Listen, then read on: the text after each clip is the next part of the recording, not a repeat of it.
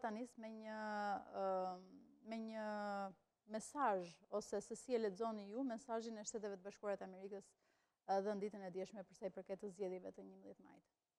Është një mesazh shumë i ftohtë, shumë i shkurtër, në krahasim me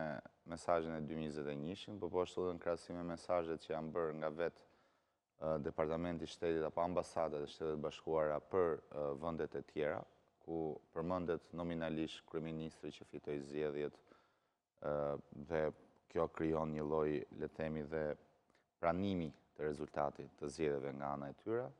Mendoj se ka qenë një urim vetëm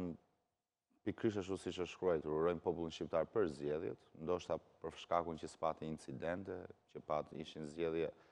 të asaj dite paqësore, ndërkohë ndoshta urimi kryesor që ata i bën Edi Ramës ishte kur i përmendën kartelet e drogës, pra që ishte para një jave, apo dhe heshtja e tyre, për më shumë se 16 ditësh që nga dita e zgjedhjeve, ndryshe nga më parë. Megjithatë, kjo nuk na e ndryshon as pak misionin ton si opozitë, që është të dokumentojmë, faktojmë të gjithë farsën elektorale, duke u bazuar po ashtu tek raporti OSBE-Odirit, i cili ka përmendur që në fillim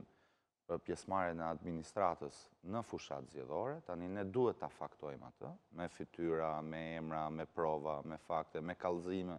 të çdo drejtori, të çdo